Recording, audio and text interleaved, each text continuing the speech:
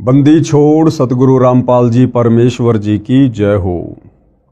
परमपिता परमात्मा सारी सृष्टि के रचनहार, कुल मालिक, असंख्य ब्रह्मांडों के स्वामी, जगत गुरु, तीनों लोकों में प्रवेश करके सबका धारण पोषण करने वाले, राजाधिराज, आत्माधार, नाथों के नाथ, देवों के देव महादेव, सर्वेश्वर महेश्वर, मृत्युंजय, अजरो अमर, आदि अनादि सनातनी प्रभु, जगत पिता जगदीश्वर, श्री श्री 1008 की उपाधि के वास्तविक अधिकारी, अकाल मूरत, शब्द स्वरूपी राम वासुदेव, सर्वगतम ब्रह्म, परम पूज्य, प्रथम पूज्य, परम संत, परम पुरुष, परम धनी, परम दयालु, सत्य कबीर, हक्का कबीर, अल्लाहु कबीर, अल्लाहु अकबर, बाखबर, अल्लाह ताला, जगत के तारणहार, जगत के मुक्तिदाता, जगत के जगन्नाथ, हारे के सहारे, हिंदुओं के राम, मुसलमानों के अल्लाह, सिखों के वाहिगुरु, ईसाइयों के मसीह,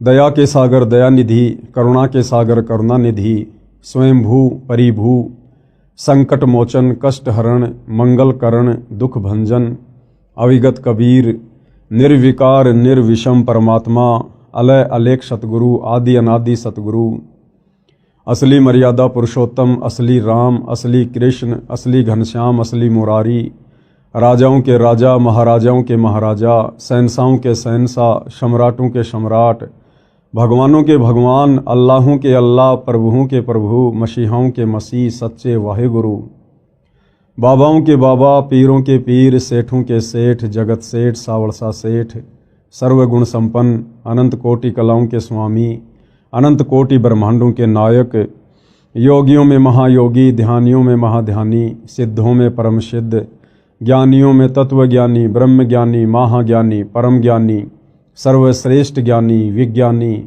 युवा कबीर, समर्थ कबीर, असमवात, अमित ओजा, सच्चे रहनुमा, करीम अल्लाह, सुभान अल्लाह, दुनिया के अंतिम पैगंबर, 8 सितंबर 1951 से गांव धनाना, जिला सोनीपत, हरियाणा, भारतवर्ष की पवित्र भूमि पर प्रकट रियल कल्कि भगवान श्री नारायण साकार हरि, श्री बाबा साहेब, नूर अनंत परमात्मा, सच्चे दरवेश, सच्चे बाखबर, संत श्रोमणी सतगुरु रामपाल जी परमेश्वर जी के चरण कमल में साध संगति से जुड़े हुए देश विदेश से आप और हम सभी सत्सेवक भाई बहनों का अनंत कोटि दंडवत प्रणाम।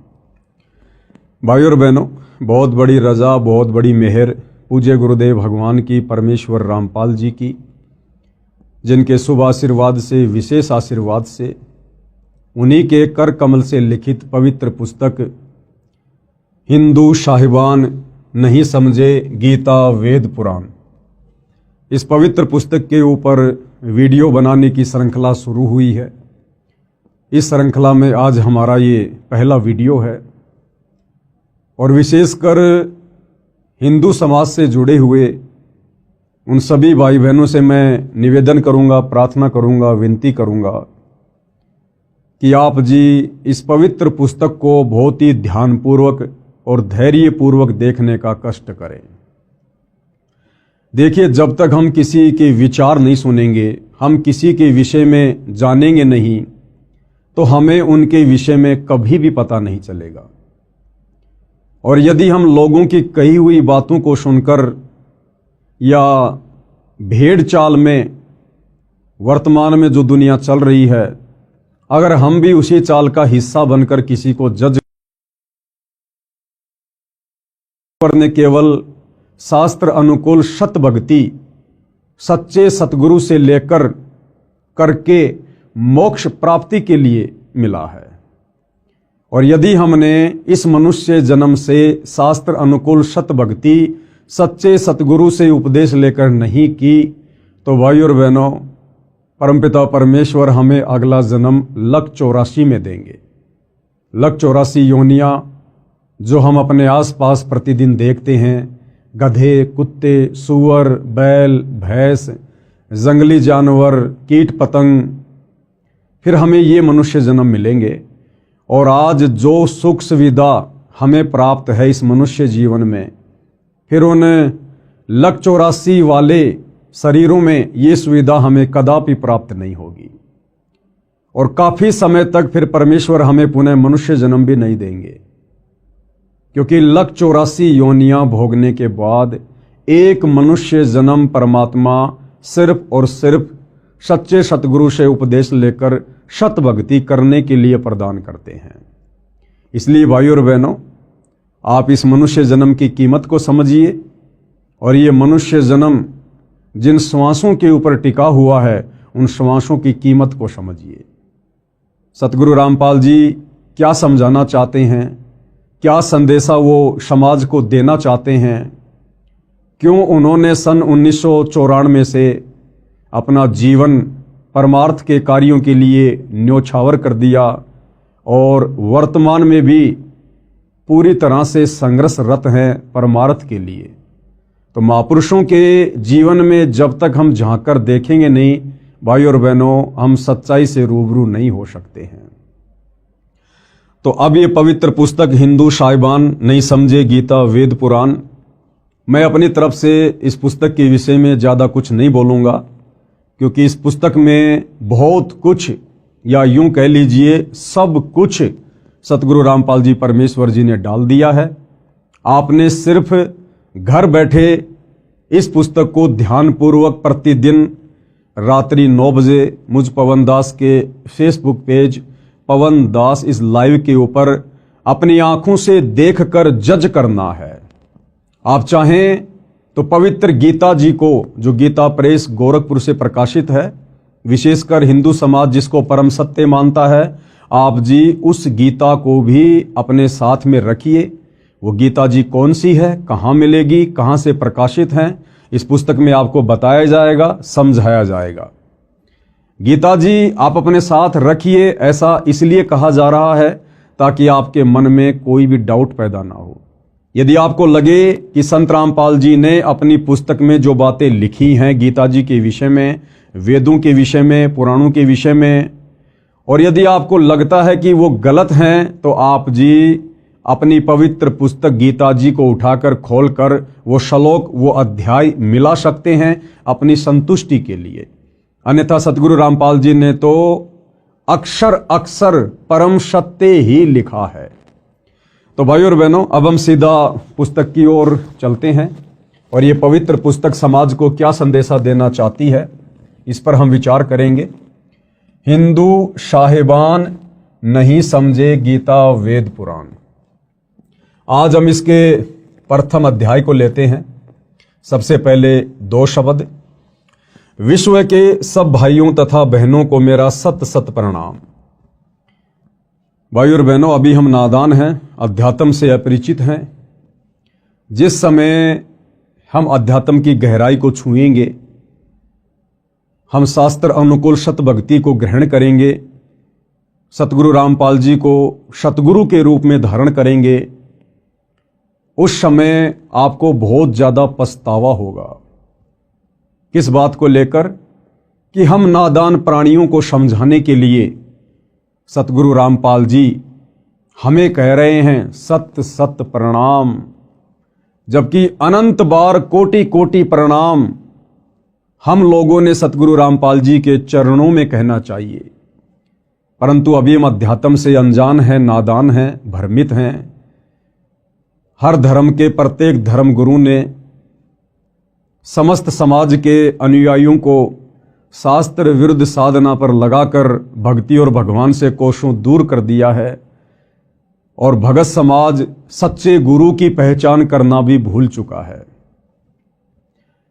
क्योंकि किसी भी धर्म का व्यक्ति हो, वो केवल उस धर्म की पुस्तकों का नाम तो जानता है, लेकिन पुस्तकों के अंदर ज्ञान क्या छुपा हुआ है, वो पुस्तकें कहना क्या चाहती हैं, समझा क्या रही हैं, वो ना हमारे धर्म गुरुओं को पता है और ना आम नागरिकों को पता है। और जब हमें इस बात का पता चलेगा सतगुरु रामपाल जी से उपदेश लेकर या उनके सत्संग सुनकर, उसके बाद ये जो शब्द यहाँ लिखे हुए हैं इस पुस्तक में सतगुरु रामपाल जी की तरफ से कि सत सत प्रणाम, उसके बाद हम उनके चरण कमल में कहेंगे गुरुदेव भगवान के चरण कमल में अनंत कोटि दंडवत प्रणाम। हिंदू साहिबानों से मेरा निवेदन है कि इस पुस्तक को निष्पक्ष बुद्धि से दिल थाम कर पूरा पढ़ना। हिंदू समाज के लिए यह पुस्तक संजीवनी है तथा वरदान सिद्ध होगी। आपने संजीवनी बूटी का तो नाम सुना होगा। जब लक्ष्मण जी के प्राण संकट में थे तो हनुमान जी को सेवा दी गई द्रोणागिरी पर्वत से संजीवनी बूटी लाने की। हनुमान जी संजीवनी बूटी लेकर आए, उसका रस श्री लक्ष्मण जी के मुख में डाला गया, तब वे कोमा से बाहर आए, वे होश में आए। इसी प्रकार भाइयों और बहनों, युगों युगों से ये समाज भक्ति और भगवान के नाम पर भ्रमित है। हमारे धर्म गुरुओं ने काल प्रेरणा से हमारे से शास्त्र विरुद्ध साधना करवाकर हमें अज्ञान की गहरी नींद में सुला रखा है। अब ये पुस्तक सतगुरु रामपाल जी के कर कमल से लिखित, इसको पढ़ने और समझने के बाद ये पुस्तक हमारे लिए संजीवनी बूटी साबित होगी।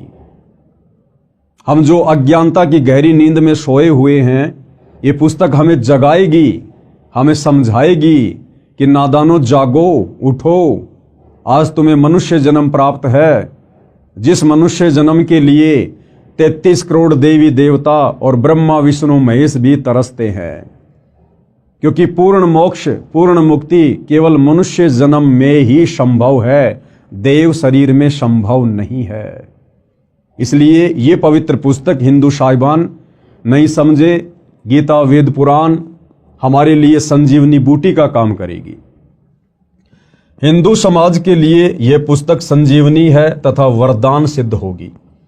निवेदन, भगतात्मा हिंदुओं से मेरा करबद्ध निवेदन है कि इस पुस्तक के अमृत ज्ञान के सत्य तथा असत्य को जानने के लिए आप गीता प्रेस गोरखपुर से प्रकाशित व मुद्रित तथा श्री जयदयाल गोविंदका जी द्वारा अनुवादित पदछेद अन्वय साधारण भाषा टीका सहित श्रीमद् भगवत गीता साथ रखें।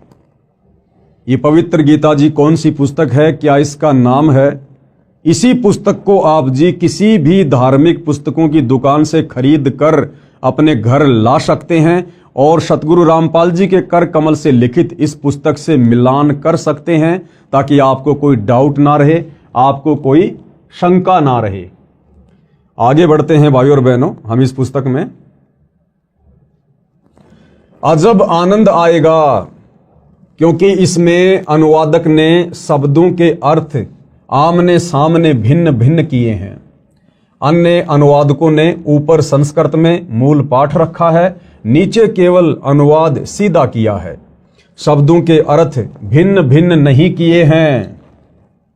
यदि मुझ पर भरोसा करो तो उस गीता की भी आवश्यकता नहीं है, क्योंकि मैंने उसी पुस्तक की फोटोकॉपी लगाई है। भाइयों और बहनों, सतगुरु रामपाल जी क्या कह रहे हैं कि यदि आप मुझ पर विश्वास करते हैं कि भाई सतगुरु रामपाल जी एक संत हैं, महापुरुष हैं, सतगुरु हैं, और सुना है कि सच्चे संत कभी भी समाज को उल्टी दिशा प्रदान नहीं करते हैं।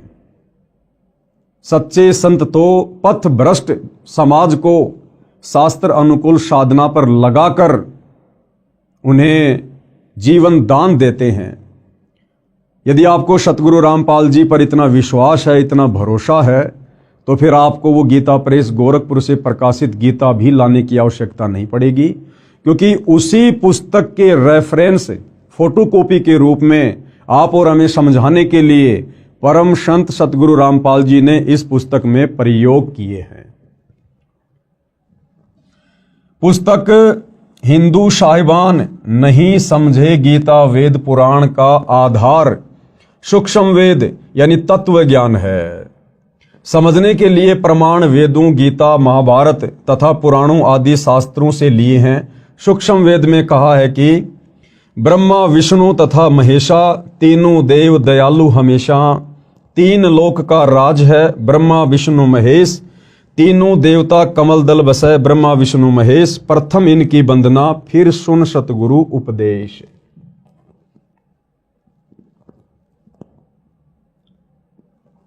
अर्थात सूक्ष्म वेद में अध्यात्म का संपूर्ण ज्ञान है।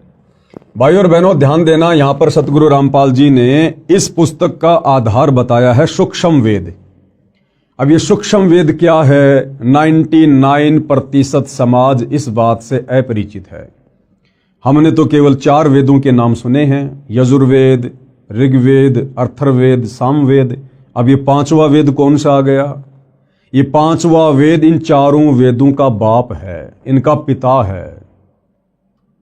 अध्यात्म से संबंधित कंप्लीट ज्ञान, पूर्ण मुक्ति का मार्ग जो इन 4 वेदों में नहीं है, पवित्र गीता जी में नहीं है, 18 पुराणों में नहीं है, मुसलमानों की तौरात, जबूर, इंजिल, हदीसों में नहीं है, कुरान मजीद, कुरान शरीफ में नहीं है, सिखों के गुरु ग्रंथ साहिब में नहीं है, ईसाइयों की बाइबल में नहीं है, वो कंप्लीट अध्यात्म का ज्ञान, कंप्लीट कोश, कंप्लीट सलेबस 5वें वेद सूक्ष्म वेद में है।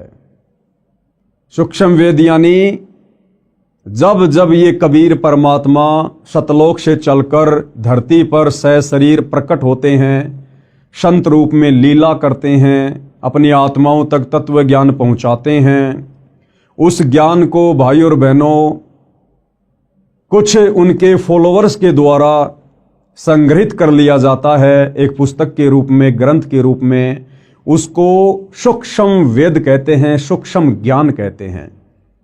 जैसे 650 साल पहले बनारस के काशी में जब कबीर जी आए थे, सन 1398 से 1518 तक, यानी 120 वर्ष तक उन्होंने लीला की, अपने ज्ञान का प्रचार किया, 64 लाख आत्माओं को अपनी शरण में लिया। उन्होंने जो भी हमें तत्व ज्ञान बताया, समझाया, उस ज्ञान को आगे चलकर आदरणीय धर्मदास जी नाम के एक भगत के द्वारा कबीर सागर के रूप में लिपिबद्ध कर लिया गया। उसको सूक्ष्म वेद कहते हैं, वो 5वां वेद है। उसके बाद लगभग 300 वर्ष पहले गांव छुडानी, जिला झज्जर, हरियाणा में आदरणीय गरीबदास जी हुए, और इसी प्रकार से गरीबदास जी को भी कबीर परमात्मा सतलोक से आकर मिले, उनको सत ज्ञान दिया, उनको सतलोक दिखाया, सारी सृष्टि रचना समझाई, और इसी प्रकार आदरणीय गरीबदास जी ने भी एक सूक्ष्म वेद की रचना करवाई, जिसको सदग्रंथ साहिब के नाम से जाना जाता है, जिसमें 24,000 वाणियां हैं। यानी आदरणीय गरीबदास जी के सदग्रंथ साहिब में 4 वेदों को मिलाकर कहीं अधिक वाणियां हैं, 24,000 वाणियां हैं, जिसको सूक्ष्म वेद कहा जाता है। तो सतगुरु रामपाल जी कह रहे हैं कि मैंने ये जो पुस्तक लिखी है आप लोगों को समझाने के लिए, इस पुस्तक का आधार सूक्ष्म वेद है। बाकी जितने भी पुस्तकें हैं हर धर्म की, हिंदू, मुसलमान, सिख, ईसाइयों की, 4 वेद, गीता जी, 18 पुराण, ये केवल आपको समझाने के लिए दिखाऊंगा, ताकि आप हिंदू धर्म के भाई बहनों को कोई शंका ना हो, कोई डाउट ना हो, आपको ये कन्फर्म हो, यकीन हो, विश्वास हो कि वास्तव में सतगुरु रामपाल जी ने इस पुस्तक में जो भी कुछ लिखा है, समझाया है, ये हमारे ही धर्म की धर्म पुस्तकों के अंदर पहले से लिपिबद्ध है। लेकिन ना तो हमारे धर्मगुरु समझ पाए और ना हम समझ पाए।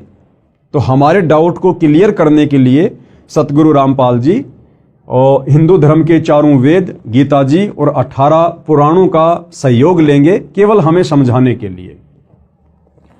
अर्थात सूक्ष्म वेद में अध्यात्म का संपूर्ण ज्ञान है। उसमें कहा है कि तीनों देवता श्री ब्रह्मा जी, श्री विष्णु जी तथा श्री शिव जी बहुत दयालु हृदय के हैं।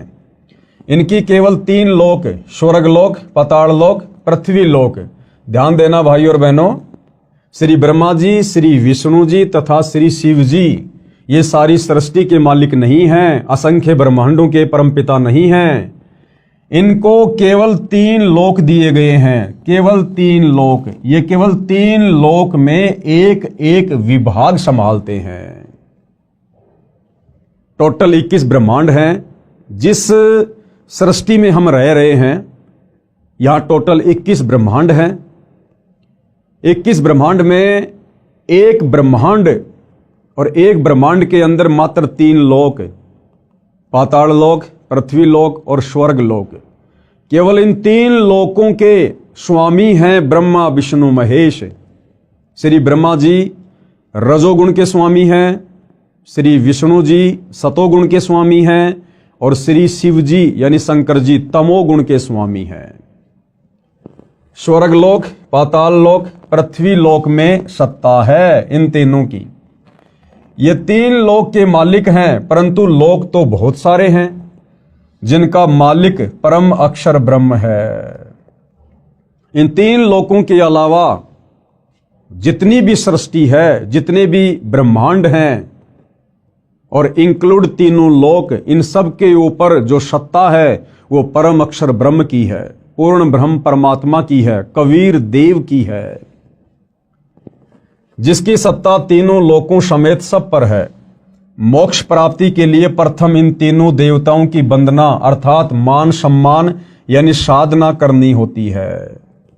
परमपिता परमेश्वर जी ने अपना एक मैनेजमेंट बना रखा है, एक सिस्टम बना रखा है इस सृष्टि को चलाने के लिए, और उस सिस्टम के अंतर्गत ब्रह्मा विष्णु महेश जी तो केवल एक मैनेजर के रूप में कार्य कर रहे हैं। जिस प्रकार से एक फैक्ट्री होती है, फैक्ट्री का एक मालिक होता है, मालिक के बहुत सारे नौकर होते हैं, सुपरवाइजर होते हैं, उन सब पर निगाह रखने के लिए, उन सब से कार्य करवाने के लिए मालिक अपना एक मैनेजर नियुक्त करता है, जो उस कंपनी के मालिक की गैर हाजिरी में सर्व कार्यों की देख रेख करता है और सारी रिपोर्ट अपने मालिक को देता रहता है। इसी प्रकार ये जो पूरी कायनात है, मुसलमान धर्म में जिसको कायनात कहते हैं, हिंदू भाई बहन जिसको सृष्टि कहते हैं, इस पूरी सृष्टि का, इस पूरी कायनात का मालिक एक ही है, कबीर भगवान। गीता जी में जिसको परम अक्षर ब्रह्म की संज्ञा दी गई है, यानी सर्वश्रेष्ठ परमात्मा, उत्तम परमात्मा। और ये जो ब्रह्मा विष्णु महेश जी हैं, ये उस परम अक्षर ब्रह्म के एक ब्रह्मांड में 3 लोकों में केवल एक एक विभाग पर मैनेजर की पदवी पर नियुक्त हैं। रजोगुण विभाग ब्रह्मा जी के अंडर में, शतोगुण विभाग श्री विष्णु जी के अंडर में और तमोगुण विभाग श्री शंकर जी के अंडर में। अर्थात मान सम्मान यानी साधना करनी होती है। फिर सतगुरु का उपदेश सुनो, जो परम अक्षर ब्रह्म की पूजा साधना बताएगा। उस संत से तत्व ज्ञान सुनो। तत्वदर्शी संत पूर्ण मोक्ष प्राप्ति की साधना यानी पूजा बताता है। पूर्ण मोक्ष के लिए इन तीनों देवताओं की शास्त्रोक्त साधना करनी होती है।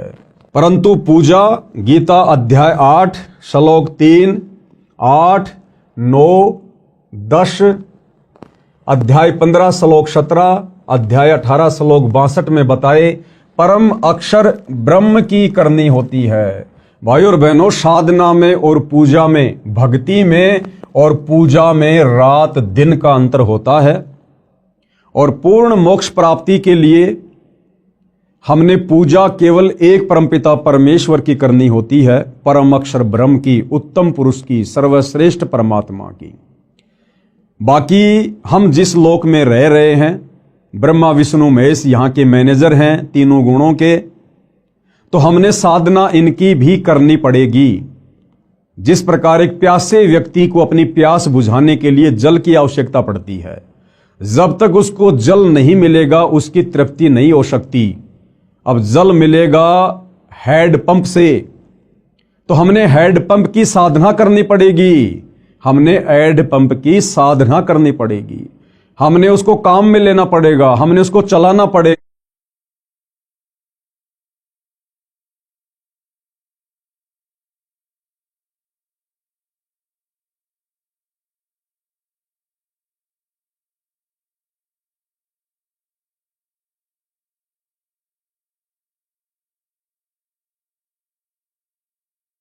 तो इसी प्रकार भाइयों और बहनों, पूर्ण मोक्ष के लिए, पूर्ण मुक्ति के लिए, सनातन परम धाम सतलोक में जाने के लिए हमने पूजा तो करनी पड़ेगी परम अक्षर ब्रह्म की, कबीर देव की।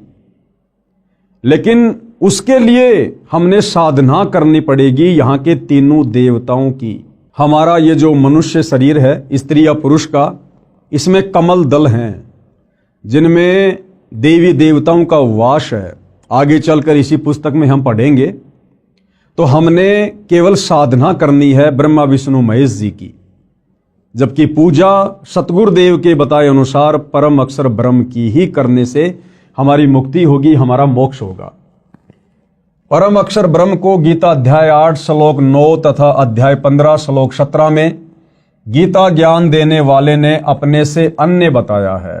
अब वो परम अक्षर ब्रह्म कौन है, उत्तम पुरुष कौन है, पूजा के योग्य एक परमात्मा कौन है, उसकी जानकारी गीता के ज्ञान देने वाले भगवान ने। अब आप जी गीता का ज्ञान देने वाला भगवान श्री कृष्ण जी को मानते हैं या श्री विष्णु जी को मानते हैं या काल ब्रह्म को मानते हैं, ये आपको स्पष्ट रूप से उस समय पता चलेगा जब आप सतगुरु रामपाल जी के सत्संग सुनना शुरू करेंगे या फिर इस पुस्तक को धैर्य पूर्वक पूरा पढ़ेंगे, जितने भी वीडियो बनेंगे। तो गुरुदेव भगवान कह रहे हैं कि वो जो परम अक्षर ब्रह्म है, केवल उसी की पूजा का विधान है। उस परम अक्षर ब्रह्म को गीता के ज्ञान देने वाले भगवान ने अपने से अन्य बताया है। यानी इस पवित्र पुस्तक गीता जी का ज्ञान देने वाला भगवान अर्जुन से कह रहा है कि अर्जुन, मेरी भक्ति से पूर्ण मुक्ति नहीं है, पूर्ण मोक्ष नहीं है। अगर तुझे सनातन परम धाम में जाना है, पूर्ण मोक्ष प्राप्त करना है, तुझे कभी भी लक 84 में गधा कुत्ता सूअर नहीं बनना है, नरक में स्वर्ग में नहीं जाना है। तुझे केवल सनातन परम धाम में जाना है, जहां जाने के बाद प्राणी फिर कभी लौटकर इस संसार में वापस दुख भोगने के लिए नहीं आता है। वो परम अक्षर ब्रह्म, वो तो मेरे से अलग है, मेरे से अन्य है। और गीता जी में गीता ज्ञान देने वाला भगवान कहां कहां किन किन श्लोकों में अपने से अन्य उस परम अक्षर ब्रह्म की जानकारी दे रहा है, आपको इस पुस्तक में स्पष्ट रूप से पढ़ने और देखने को मिलेगा। परम अक्षर ब्रह्म को गीता अध्याय 8 श्लोक 9 तथा अध्याय 15 श्लोक 17 में गीता ज्ञान देने वाले ने अपने से अन्य बताया है तथा कहा है कि उत्तम पुरुष तू अन्य, पुरुषोत्तम तो मेरे से अन्य हैं। यानी गीता जी का ज्ञान देने वाला भगवान ही कंप्लीट नहीं है, वो सर्वे सर्वा नहीं है, सारी सृष्टि का मालिक नहीं है। गीता ज्ञान देने वाला भगवान तो खुद कह रहा है कि भाई वो पूर्ण ब्रह्म परमात्मा परम अक्षर ब्रह्म तो मेरे से भी अन्य है। वही परमात्मा है, सबका धारण पोषण करने वाला अविनाशी परमेश्वर है। गीता का ज्ञान देने वाला कह रहा है कि अर्जुन, मेरा भी धारण पोषण करने वाला और समस्त संसार के प्राणियों का धारण पोषण करने वाला वही परमात्मा परम अक्षर ब्रह्म है। पूजा तथा साधना का अंतर जानने के लिए आप इसी पुस्तक में पेज नंबर 179 पर पढ़ें, यानी आगे हम पढ़ेंगे। मेरा उद्देश्य, सतगुरु रामपाल जी क्या कह रहे हैं कि उनका क्या मकसद है, क्या उनका उद्देश्य है इस पुस्तक को लिखने का और इस पुस्तक के माध्यम से भगत समाज को जगाने का। विश्व के मानव को सत्य ज्ञान सुनाकर सनातनी बनाना है, सनातनी। क्योंकि पिछला इतिहास बताता है कि पहले केवल एक सनातन पंथ यानी धर्म ही था। तत्व ज्ञान के अभाव से हम धर्मों में बंटते चले गए, जो विश्व में अशांति का कारण बना है। एक दूसरे के जानी दुश्मन बन गए हैं। यह बात विश्व का मानव निर्विरोध मानता है कि सबका मालिक यानी परमात्मा एक है। ये बात तो सभी मानते हैं कि भाई पूरे विश्व का मालिक सबका भगवान एक ही है। परंतु वह कौन है, कैसा है, यानी साकार है या निराकार है, मानव रूप में है या अन्य रूप में है, यह प्रश्नवाचक चिन्ह अभी तक लगा है।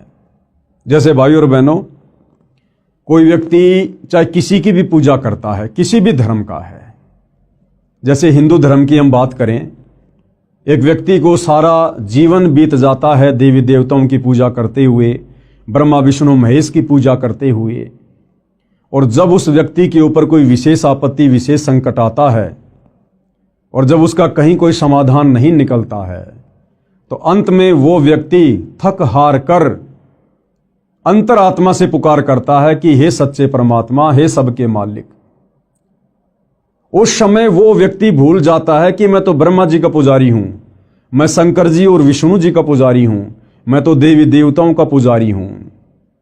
उस समय वो व्यक्ति अंतरात्मा से यही पुकार करता है कि हे सच्चे मालिक, हे सबके परमात्मा, हे भगवान। क्योंकि आत्मा उसको आभास है कि परमात्मा तो एक ही है। आत्मा अगर एक है तो उसको पैदा करने वाला परमात्मा भी एक ही है। इसी प्रकार मुसलमान धर्म से जुड़े भाई बहन चाहे कितनी ही मजार पूजें, कितना ही मस्जिदों में जाएं, अंत में जब उन पर विशेष आपत्ति आती है तो वो यही कहते हैं, हे अल्लाह, हे सच्चे मौला, हे सबके बादशाह। उस समय वो भूल जाते हैं कि हम अजमेर जाया करते थे चादर चढ़ाने, हम फला फला मजार पर जाया करते थे चादर चढ़ाने। उस समय उन आत्माओं को केवल एक परमात्मा याद आता है, क्योंकि हम सभी उसी परमपिता परमेश्वर की आत्माएं हैं। भले आज हमारे को काल ने, शैतान ने विभिन्न धर्मों में, जातियों में, संप्रदायों में, पंथों में बांट दिया है, लेकिन भाइयों और बहनों, वो आत्मा का बंटवारा नहीं कर सकता। और अब वो समय आ गया है उस एक परमपिता परमेश्वर को पहचानने का, जानने का। तो क्या कह रहे हैं गुरुदेव भगवान कि परमात्मा के विषय में, भगवान के विषय में, कि भगवान साकार है या निराकार है, मानव रूप में है या अन्य रूप में है। कहते हैं अभी तक इस बात पर प्रश्नवाचक चिन्ह लगा हुआ है। इस पुस्तक में वह प्रश्नवाचक चिन्ह पूर्ण रूप से हटा दिया है। सत्य को ग्रहण करना, असत्य से किनारा करना एक नेक मानव का परम कर्तव्य बनता है। यानी सत्य को स्वीकार करना और असत्य को दूर कर देना, ये एक सभ्य इंसान का, सभ्य मानव का, वो चाहे हिंदू हो, मुसलमान हो, सिख हो, ईसाई हो, ये उसका परम कर्तव्य बनता है। और जब बात हो हमारे आत्म कल्याण की, तो भाइयों और बहनों, फिर झूठ की नाव में भला कौन बैठना पसंद करेगा। इस पुस्तक में एक शब्द भी चारों वेदों व वेदों के सार श्रीमद् भगवत गीता, पुराणों तथा सूक्ष्म वेद से बाहर नहीं है। ये जो पवित्र पुस्तक सतगुरु रामपाल जी ने अपने कर कमल से लिखकर समाज में प्रस्तुत की है, इस पुस्तक में आपको जो भी ज्ञान मिलेगा, विशेषकर हिंदू धर्म से जुड़े भाई बहनों को कंप्लीट ज्ञान हमारे हिंदू धर्म के पवित्र धर्म ग्रंथों के अंदर वाला ही है। और जो ज्ञान इन चारों वेदों में और गीता जी में 18 पुराणों में नहीं है, वो ज्ञान फिर 5वें वेद सूक्ष्म वेद में है, कबीर सागर में और आदरणीय गरीबदास जी के सदग्रंथ साहिब में। तो इन धर्म ग्रंथों के अलावा आपको किसी भी प्रकार की उवाबाई या झूठी बातें इस पुस्तक में देखने को या सुनने को कतई नहीं मिलेगी। सूक्ष्म वेद में बताया है कि विश्व के सभी जीवात्मा परम शांति वाले सनातन परम धाम में उस परमात्मा के पास रहते थे, जिसके विषय में गीता अध्याय 18 श्लोक 62 में कहा है कि हे भारत, तू सर्व भाव से उस परमेश्वर की शरण में जा। गीता जी का ज्ञान देने वाला भगवान, जिसको हिंदू समाज के भाई बहनों ने अपना परमात्मा मान लिया था, वो गीता जी का ज्ञान देने वाला भगवान भी कह रहा है कि हे भारत, यानी हे अर्जुन, तू सर्व भाव से, यानी हर प्रकार से, और सारी भक्ति छोड़कर, ब्रह्मा विष्णु महेश की भक्ति छोड़कर, देवी देवताओं की भक्ति छोड़कर, और गीता का ज्ञान देने वाले काल ब्रह्म की भक्ति छोड़कर सर्व भाव से उस परमेश्वर की शरण में जा। कौन से परमेश्वर की शरण में? परम अक्षर ब्रह्म की शरण में। उसकी कृपा से ही तू परम शांति को तथा शाश्वत स्थानम सनातन परम धाम यानी सत्य लोक को प्राप्त होगा। उसकी कृपा से ही तू परम शांति। अब भाइयों और बहनों, परम शांति क्या होती है? जब तक हम इस मनुष्य जन्म में हैं, इस पृथ्वी पर हैं, या ये मनुष्य छोड़कर यदि हम ऊपर के लोकों में देवी देवता भी बन गए, ब्रह्मा विष्णु महेश भी बन गए, तो भी हमारे को यहाँ परम शांति नहीं हो सकती काल के लोक में। आप जी ब्रह्मा विष्णु महेश के जीवन चरित्र को देखते हैं, पढ़ते हैं। ब्रह्मा विष्णु महेश भी राक्षसों के साथ में युद्ध करते हैं, लड़ाई झगड़ा करते हैं। 33 करोड़ देवी देवताओं के राजा इंद्र, ये भी हमेशा राक्षसों के साथ युद्ध करते रहते हैं। कभी राक्षस विजय हो जाते हैं तो देवी देवताओं को अपने पद छोड़कर जंगलों में जाना पड़ता है, धक्के खाने पड़ते हैं। आपने सुना होगा कि रावण ने अपनी सिद्धि शक्ति से अपनी समस्त राक्षस सेना को आकाश में उड़ाकर और देवताओं के ऊपर धावा बोल दिया, आक्रमण कर दिया, और रावण ने 33 करोड़ देवी देवताओं को हराकर बंदी बना लिया और अपनी कारागार में डाल दिया था। श्री शनिदेव महाराज तो रावण के पैरों के नीचे रहा करते थे। जैसे आप और हम भाई बहन जूते झाड़ने के लिए हम जिस फुटमेट का प्रयोग करते हैं ना, शनिदेव तो रावण के पैरों के नीचे रहा करता था। वरुण देव ये रावण का पानी भरा करता था। अग्निदेव रावण की रसोई में खाना बनाया करता था। पवन देव रावण के महल में झाड़ू निकाला करता था। तो भाई और बहनों, यहां परम शांति नहीं है। चाहे हम 33 करोड़ देवी देवता क्यों ना बन जाएं, चाहे हम ब्रह्मा विष्णु महेश की पदवी को प्राप्त क्यों ना हो जाएं, जब तक हम इस काल के 21 ब्रह्मांड में हैं, इस लोक में हैं, तब तक हमें परम शांति नहीं हो सकती। तो गीता का ज्ञान देने वाला भगवान काल ब्रह्म कह रहा है कि उसकी कृपा से ही तू परम शांति को तथा शाश्वत स्थानम, यानी जिस स्थान का, जिस लोक का, जिस सृष्टि का किसी भी देश काल और परिस्थिति में विनाश ना हो, जो कभी भी नष्ट ना होती हो, जहां कभी कोई प्रलय ना आती हो, महाप्रलय ना हो, कहते हैं तू उसको प्राप्त हो जाएगा, तू वहां चला जाएगा उस परम अक्षर ब्रह्म की कृपा से, उसकी भक्ति करके। उसकी कृपा से ही तू परम शांति को तथा शाश्वत स्थानम, सनातन परम धाम यानी सत्य लोक को प्राप्त होगा।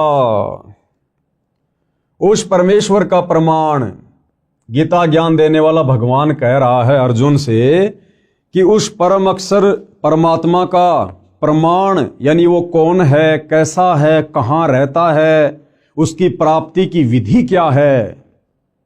कहते हैं इसका जो प्रमाण है, उस परमेश्वर का प्रमाण, गीता अध्याय 8 श्लोक 1 में अर्जुन ने प्रश्न किया कि आपने गीता अध्याय 7 श्लोक 29 में जो तत्व ब्रह्म कहा है, वह तत्व ब्रह्म क्या है, जिसका उत्तर देते हुए गीता अध्याय 8 श्लोक 3, 8, 9 व 10, गीता अध्याय 15 श्लोक 4 तथा 17 आदि में कहा है, जिस लोक में वह तत्व ब्रह्म यानी परम अक्षर ब्रह्म सत्य पुरुष रहता है, उसमें परम शांति है, यानी महासुख है।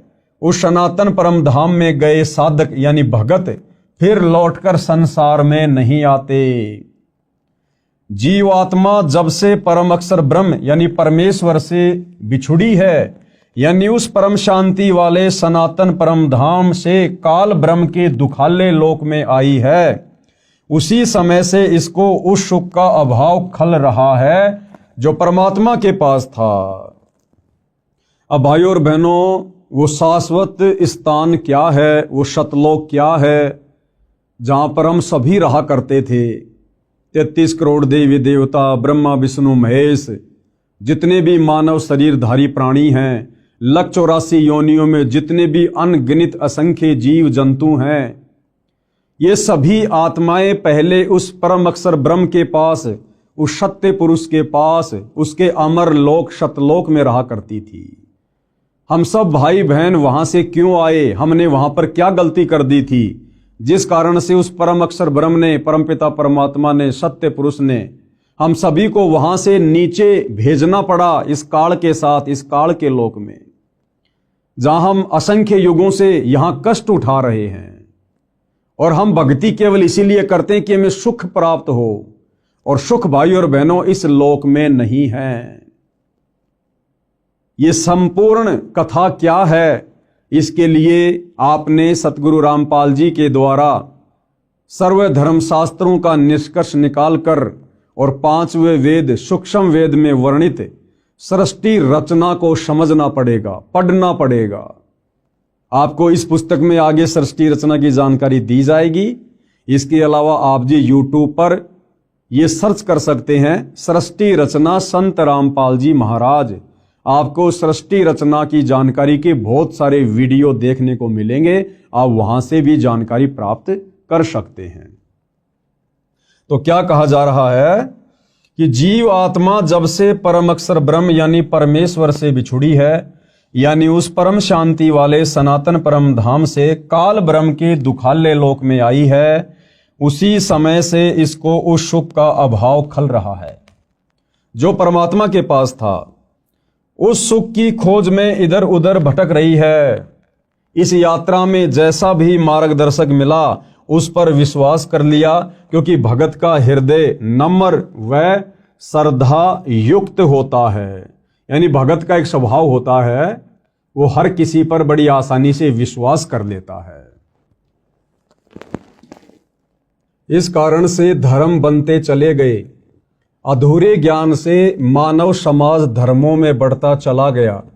अनेकों पंथ यानी धर्म बन गए। सर्वप्रथम एक आदि सनातन पंथ यानी धर्म था। मानव समाज शास्त्रोक्त साधना करता था, यानी शास्त्रों के अनुसार ही साधना करता था। यह भैरव भूत की साधना नहीं करता था, चौराहों की पूजा नहीं करता था, किसी भी ऐरे गहरे जादू जंत्र करने वाले बाबाओं के चक्कर में आकर टोने टोटके जंत्र मंत्र में विश्वास नहीं करता था। केवल शास्त्रों के अनुसार साधना की जाती थी। आदि सनातन पंथ में शुरुआत में सतयुग में मानव समाज शास्त्रोक्त साधना करता था। वह सतयुग का समय था। वह कौन सा समय था? वो सतयुग का समय था, जिस समय पूरी पृथ्वी के मानव शास्त्रों के अनुसार यानी पांचों वेदों के अनुसार साधना किया करते थे। पांचों वेदों ऋग्वेद, यजुर्वेद, सामवेद, अथर्ववेद तथा सूक्ष्म वेद, केवल यही शास्त्र हुआ करते थे। 4 वेद ब्रह्मा जी को मिले, उनमें संपूर्ण अध्यात्म ज्ञान नहीं था। यानी वर्तमान में हिंदू समाज में जो 4 वेद मुख्यतः प्रचलित हैं, सर्वप्रथम ये चारों वेद उनके पिता काल ब्रह्म के द्वारा समुद्र मंथन के माध्यम से ब्रह्मा जी को मिले। ब्रह्मा जी ने आगे वह ज्ञान अपने पुत्रों को दिया, अपने वंशजों को दिया, ब्राह्मणों को दिया। ब्राह्मणों ने यानी धर्म गुरुओं ने फिर उस चारों वेदों वाले आधे अधूरे ज्ञान को आम समाज में उतार दिया काल प्रेरणा से। क्योंकि भाइयों और बहनों, ये 21 ब्रह्मांड का स्वामी काल जो गीता जी का ज्ञान दे रहा है श्री कृष्ण जी के अंदर प्रवेश करके, ये नहीं चाहता है कि कोई भी प्राणी मेरे इस लोक से मुक्ति प्राप्त करके सच्ची साधना करके सतलोक चला जाए, जन्म और मरण के झंझट से सदा के लिए मुक्त हो जाए। ये कभी नहीं चाहता है। ये ऐसा क्यों करता है? ये हमारी मुक्ति क्यों नहीं चाहता है? इसके लिए आपको सृष्टि रचना बहुत ही धैर्य पूर्वक सुननी पड़ेगी, समझनी पड़ेगी। 4 वेद ब्रह्मा जी को मिले, उनमें संपूर्ण अध्यात्म ज्ञान नहीं था। परम अक्षर ब्रह्म सतयुग में लीला करने के लिए शिशु रूप धारण करके आए। अब भाइयों और बहनों, इन चारों वेदों में कंप्लीट ज्ञान नहीं है, इसलिए कंप्लीट ज्ञान देने के लिए, अध्यात्म का संपूर्ण ज्ञान देने के लिए वो परम अक्षर ब्रह्म कबीर परमेश्वर, वेदों में जिनका नाम है कबीर परमात्मा, कबीर देव, जिसको परम अक्षर ब्रह्म भी कहते हैं, सत्य पुरुष भी कहते हैं, वो परमात्मा स्वयं ही चलकर फिर इस पृथ्वी पर शिशु रूप में प्रकट होता है। आप और हमें वो सत ज्ञान बताने के लिए, तत्व ज्ञान बताने के लिए, पूर्ण मुक्ति का रास्ता दिखाने के लिए। और वो परमेश्वर यहां पर हम इंसानों की तरह एक लीला करता है। भाइयों और बहनों, यदि हम इंसानों को ज्ञान समझाना है तो परमेश्वर हम इंसानों के बीच में इंसान ही बनकर आते हैं। वे तो परमात्मा हैं, समर्थ हैं, वो तो जो चाहे सो कर सकते हैं, कोई भी रूप धारण कर सकते हैं। उनके पास तो अनंत कोटि सिद्धियां होती हैं, वो तो समस्त सिद्धियों के स्वामी हैं। वो परमेश्वर तो हाथी का रूप भी धारण कर लेगा, लेकिन क्या हम इंसान उस हाथी की भाषा समझने में समर्थ हैं? बिल्कुल नहीं। इसलिए उस परमपिता परमेश्वर ने, परम अक्षर ब्रह्म ने, सत्य पुरुष ने, कबीर देव ने, सर्वश्रेष्ठ परमात्मा ने हम मनुष्यों को समझाने के लिए मनुष्यों जैसी लीला करते हुए शिशु रूप में धरती पर प्रकट होना पड़ता है। और वो परमात्मा सतयुग में भी आता है, प्रकट होता है, लीला करता है, अपना ज्ञान बताता है। त्रेता युग में भी आता है, अनेकों बार आता है, बार बार आता है। द्वापर में भी आता है। कलयुग में भी 650 साल पहले कबीर दास नाम से आए हमें ज्ञान समझाने के लिए। उस परमेश्वर जी की वाणी है कि सतयुग में सत सुकृत कह टेरा, त्रेता नाम मुनिंदर मेरा, द्वापर में करुणा में कहाया, और कलयुग में नाम कबीर धराया। सतयुग में वो सत्य पुरुष परम अक्षर ब्रह्म कबीर देव सत सुकृत ऋषि के नाम से प्रकट हुए। त्रेता में मुनिंदर ऋषि के नाम से प्रकट हुए, द्वापर में करुणा में ऋषि के नाम से प्रकट हुए, और कलयुग में 650 वर्ष पहले कबीर नाम से प्रकट हुए। अधिक जानकारी हम आगे इस पुस्तक में पढ़ेंगे। परम अक्षर ब्रह्म सतयुग में लीला करने के लिए शिशु रूप धारण करके आए। बड़े होकर सूक्ष्म वेद का प्रचार किया। सूक्ष्म वेद यानी 5वें वेद का जो ज्ञान चारों वेदों में नहीं है, वो सूक्ष्म वेद को वो कबीर परमात्मा शिशु रूप में प्रकट होकर धीरे धीरे मनुष्य के बच्चे की लीला करते हुए बड़ा होकर अपने मुख कमल से वाणियां बोल बोल कर चौपाइयों में, दोहों में, लोकोक्तियों में आप और हमें समझाता है, जिसको सूक्ष्म वेद कहते हैं, तत्व ज्ञान कहते हैं। बड़े होकर सूक्ष्म वेद का प्रचार किया। तब तक उस समय के ऋषियों ने चारों वेदों वाला ज्ञान पढ़ लिया था। सूक्ष्म वेद वाला कुछ ज्ञान चारों वेदों में न होने के कारण उसको गलत माना। अब इन चारों वेदों में वो सूक्ष्म वेद वाला ज्ञान नहीं है, तभी तो इन चारों वेदों के ज्ञान को आधा अधूरा कहा जाता है, इन चारों वेदों को अनकंप्लीट कहा जाता है। तो जिस समय वो सत्य पुरुष परम अक्षर ब्रह्म कबीर देव सतयुग में एक शिशु के रूप में प्रकट होते हैं, उससे पहले ये काल ब्रह्म ज्योति निरंजन अपने पुत्र ब्रह्मा को समुद्र मंथन के माध्यम से चारों वेद देकर आम समाज में उस ज्ञान का प्रचार प्रसार करवा चुका होता है। हमारे बड़े बड़े ऋषि मुनि, साधु संत महात्मा, ब्रह्मा जी के वंशज मनु जैसे, शाश्वत जैसे, ये उस ज्ञान को पढ़ चुके होते हैं, चारों वेदों वाले को, और आम समाज में उस ज्ञान का प्रचार प्रसार करना शुरू कर देते हैं। और जिस समय वो कबीर परमात्मा शिशु रूप में धरती पर प्रकट होता है और जब अपने 5वें वेद सूक्ष्म वेद का उस कंप्लीट तत्व ज्ञान का प्रचार करते हैं, लोगों को समझाते हैं कि भाई भक्ति का पूरा नॉलेज, भक्ति का पूरा ज्ञान, मुक्ति का पूरा मार्ग तुम्हारे इन चारों वेदों में नहीं है। तो आम व्यक्ति और वो जितने भी ऋषि मुनि होते हैं जो चारों वेदों को पढ़कर आगे ज्ञान प्रचार करते हैं, वो उस कबीर परमात्मा वाले सूक्ष्म वेद में वर्णित ज्ञान को स्वीकार नहीं करते हैं। और इस कारण से परमपिता परमेश्वर जी को उस 5वें वेद सूक्ष्म वेद के ज्ञान को आम जनता तक पहुंचाने में बड़ी कठिनाइयों का सामना करना पड़ता है।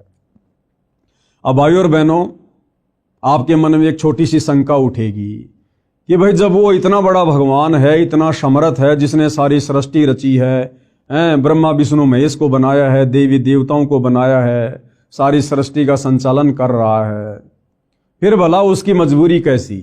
तो भाइयों और बहनों, इस संपूर्ण जानकारी के लिए आपको सृष्टि रचना पढ़नी पड़ेगी, समझनी पड़ेगी।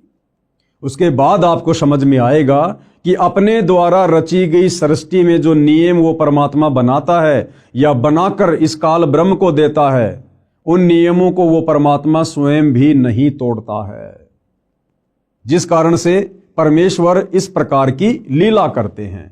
और भी उसके पीछे बहुत सारे रीजन होते हैं, ये ज्ञान हम तक पहुंचाने के लिए, वो हमें आगे पता चलेगा। तब तक उस समय के ऋषियों ने चारों वेदों वाला ज्ञान पढ़ लिया था। सूक्ष्म वेद वाला कुछ ज्ञान चारों वेदों में न होने के कारण उसको गलत माना, इसलिए सूक्ष्म वेद को धीरे धीरे छोड़ दिया।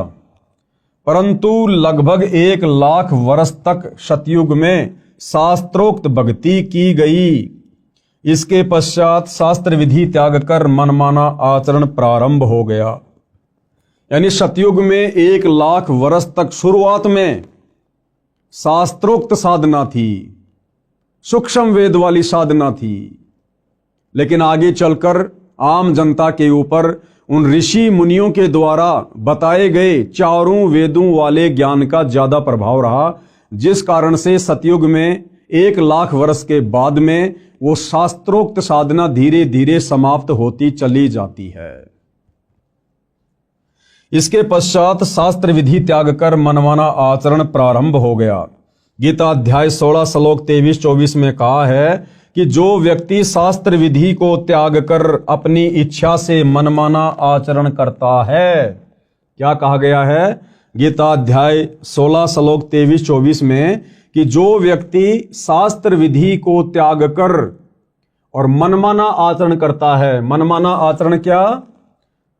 शास्त्रों में बताई गई साधना को त्याग कर किसी और के कहने से मनमुखी भक्ति करना, साधना कहना, उसको कहते हैं शास्त्र विधि को त्याग कर मनमाना आचरण करना, जैसे कि वर्तमान में पूरा विश्व कर रहा है। सतगुरु रामपाल जी के भक्तों को छोड़कर पूरा विश्व शास्त्र विधि को त्याग कर गीता अध्याय 16 श्लोक नंबर 23-24 के अनुसार मनमाना आचरण कर रहा है। देवी देवताओं की पूजा, भैरव भूत की साधना, चौराहों की पूजा, पेड़ पौधों की पूजा, अन्य जंतर मंत्र, दुनिया भर के पाखंड, ये है शास्त्र विधि को त्याग कर मनमाना आचरण, जिसको करने के चलते इंसान सुखी होने के बजाय और अधिक दुखी होता जा रहा है।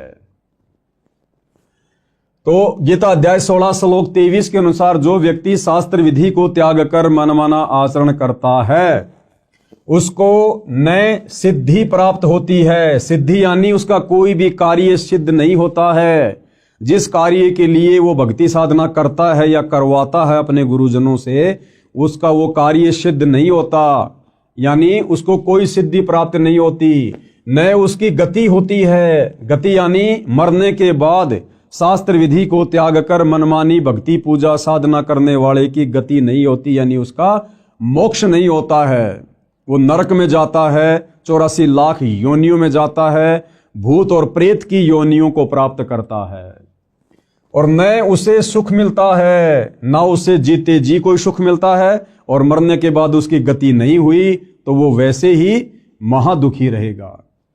इन 3 वस्तुओं के लिए ही भक्ति की जाती है। कौन सी 3 वस्तुओं के लिए?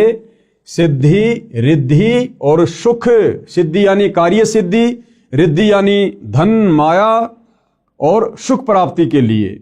और भाई शास्त्र विधि को त्याग कर मनमाना आचरण करने वालों को ये तीनों वस्तुएं प्राप्त नहीं होती हैं। और यदि फिर भी किसी को लगता है कि भैया हम तो यही छोटी मोटी भक्ति कर रहे हैं, जिस भक्ति का ना कोई सिर है ना कोई पैर है, ना जिसका कोई आधार है, यानी गीता अध्याय 16 श्लोक नंबर 23-24 के अनुसार मनमाना आचरण है कि भाई हम तो यही साधना कर रहे हैं परंपरागत जो हमारे पूर्वज कर रहे थे, फिर भी देखो हमारे को सर्व सुख प्राप्त हैं, तो उस भाई को ये समझना चाहिए कि वो सर्व सुख रिद्धि सिद्धि तुम्हें वर्तमान में की गई भक्ति साधना से प्राप्त नहीं हो रहे। ये तुम्हारे पूर्व जन्मों की भक्ति का प्रतिफल है जो तुम्हें वर्तमान में मिल रहा है। तुम्हारी वर्तमान साधना से तुम्हें कोई किसी प्रकार का लाभ नहीं हो सकता है। ये जब कभी तुम्हें पहले मनुष्य जन्म प्राप्त था और उस समय तुमने जो और जैसी थोड़ी बहुत शास्त्रों के अनुसार सत भक्ति की उस सत भक्ति के कारण तुम्हारी जो भक्ति कमाई तुम्हारे भक्ति वाले अकाउंट में जमा हो गई थी, वर्तमान मनुष्य जन्म में केवल तुम्हें उसी भक्ति से वो लाभ हो रहे हैं। जिस प्रकार भाइयों और बहनों, आपने लाइट में इन्वर्टर लगाकर बैटरी को फुल चार्ज कर लिया और लाइट अचानक से चली गई, लाइट अचानक से चली गई, आपका इन्वर्टर अभी भी उस पलक में लगा हुआ है, उस पॉइंट में लगा हुआ है जिसमें लाइट नहीं आ रही है, और आपके पंखे भी चल रहे हैं, आपकी बैटरी भी चल रही है, क्योंकि आपका इन्वर्टर काम कर रहा है, भले लाइट चली गई। अब कोई व्यक्ति ये कहे भैया ये तुम्हारी जो लाइट है, तुम्हारी जो पंखे हैं ना, ये लाइट से नहीं चल रहे, बिजली से नहीं चल रहे, क्योंकि बिजली तो आ ही नहीं रही। और वो व्यक्ति कहेगी नहीं, ये लाइट से ही चल रहे हैं, देखो मैंने मेरा इन्वर्टर लाइट में लगा रखा है। भाइयों और बहनों, वर्तमान में लाइट नहीं आ रही है, लेकिन लाइट में चार्जर लगाकर उसने जो बैटरी चार्ज कर रखी थी, उस बैटरी से फिलहाल उसको वो सुविधा मिल रही है, पंखे चल रहे हैं, ट्यूब जल रही है। और जब वो बैटरी डिस्चार्ज हो जाएगी, उस समय उसकी सारी सुविधाएं स्वतः बंद हो जाएगी। ठीक इसी प्रकार भाइयों और बहनों, वर्तमान में सतगुरु रामपाल जी के भक्तों के अलावा पृथ्वी पर कोई भी प्राणी, वो चाहे पृथ्वी लोक में हो चाहे देवलोक में हो, वो शास्त्र अनुकूल सत भक्ति नहीं कर रहे हैं। और फिर भी यदि उन्हें सर्व सुख प्राप्त हैं, तो किसी पूर्व जन्म में उन्होंने जो शास्त्र अनुकूल सत भक्ति की थी, अपनी जो बैटरी चार्ज की थी, आज अपनी खुद की वो बैटरी चार्ज की गई भक्ति कमाई खा रहे हैं, खर्च कर रहे हैं। चाहे कोई सरपंच बना हुआ है, चाहे कोई एमएलए है, एमपी है, मंत्री है, मुख्यमंत्री है, प्रधानमंत्री है या राष्ट्रपति है, जो व्यक्ति वर्तमान में सतगुरु रामपाल जी को सतगुरु धारण करके सत भक्ति नहीं कर रहा है, वो व्यक्ति अपने पूर्व जन्मों की भक्ति मलाई खा रहा है, खर्च कर रहा है। और एक दिन वो बैटरी डिस्चार्ज होगी और फिर उस व्यक्ति के ऊपर वो समस्त आपत्तियां, आपदाएं आनी शुरू हो जाएंगी, जो एक भक्तिहीन प्राणी के ऊपर ऑलरेडी आ रही है। इसलिए भाइयों और बहनों, सत भक्ति रूपी चार्जर वर्तमान में पूरी पृथ्वी पर केवल सतगुरु रामपाल जी के पास में है।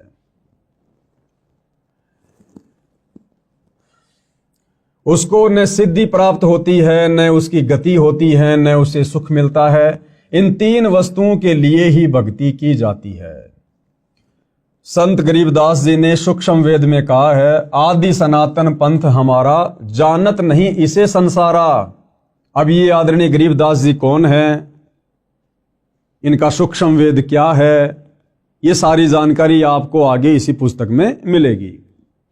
संत गरीबदास जी ने सूक्ष्म वेद में कहा है, आदि सनातन पंथ हमारा और जानत नहीं इसे संसारा। सट दर्शन सब खटपट होई, हमरा पंथ न पावे कोई।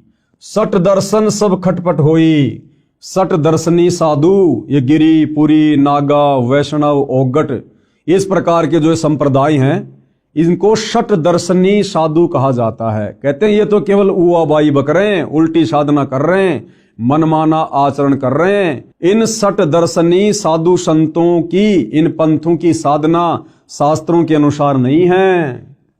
हमरा पंथ न पावे कोई, आदरणीय गरीबदास जी कह रहे हैं कि हमारे पंथ में जो शास्त्र अनुकूल साधना है, उसको कोई प्राप्त नहीं कर पा रहा है। इन पंथों से वह पंथ अलैदा, इन सट दर्शनी पंथों से उस परमपिता परमेश्वर का, अक्षर पुरुष का, सत्य पुरुष का जो पंथ है, जो भक्ति मार्ग है, वो अलग है, क्योंकि वो पांचवें वेद सूक्ष्म वेद के ऊपर आधारित है। और पंथों बीच सब ज्ञान है बैदा, और बाकी जितने भी पंथ हैं, धर्म है, उनमें जो ज्ञान है वो बैदा यानी बेकार है, व्यर्थ है, उससे मुक्ति नहीं हो सकती, लक 84 से पीछा नहीं छूट सकता। अर्थात हमारा आदि सनातन पंथ है, जिसको संसार के व्यक्ति नहीं जानते। वह आदि सनातन पंथ सब पंथों से भिन्न है।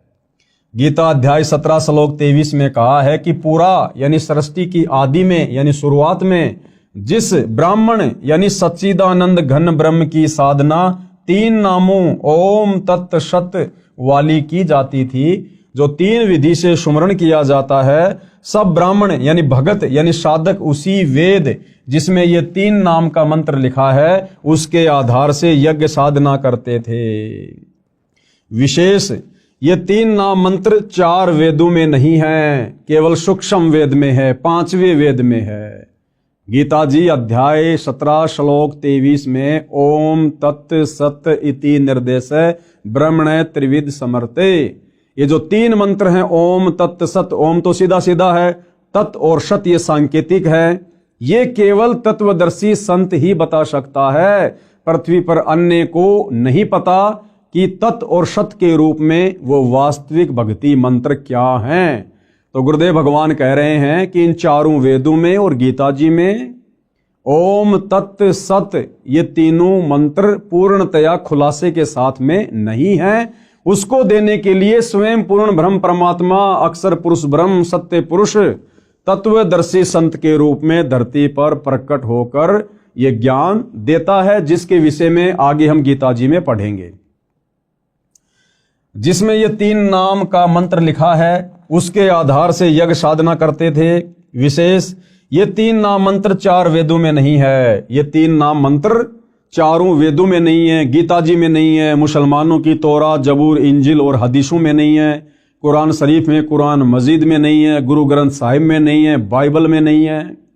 और इन 3 नामों को प्राप्त किए बिना भाई और बहनों हमारी पूर्ण मुक्ति नहीं हो सकती। हम सदा सदा के लिए काललोक से बाहर नहीं निकल सकते, उस सनातन परम धाम को प्राप्त नहीं कर सकते। अब आगे भाई और बहनों हमने बहुत ही सावधानी से इन विषयों को समझने की आवश्यकता है, क्योंकि अभी हम इस पुस्तक की भूमिका को पढ़ रहे हैं और भूमिका को समझे बिना हमें आगे पुस्तक समझ में नहीं आएगी। अब विशेषकर हिंदू समाज में एक शब्द बड़ा प्रचलित है, हर कोई कहेगा हम तो सनातनी हैं, हम सनातनी हैं, हमारा सनातन धर्म है, सनातन धर्म है। जबकि सतगुरु रामपाल जी और उनके भक्तों के अलावा, सतगुरु रामपाल जी के यथार्थ 13वें कबीर पंथ के पंथियों के अलावा इस धरती पर कोई भी व्यक्ति, चाहे वो चारों शंकराचार्य हों या संत महंत मंडलेश्वर हों, उन लोगों को सनातन के सै का भी ज्ञान नहीं है, सै का भी।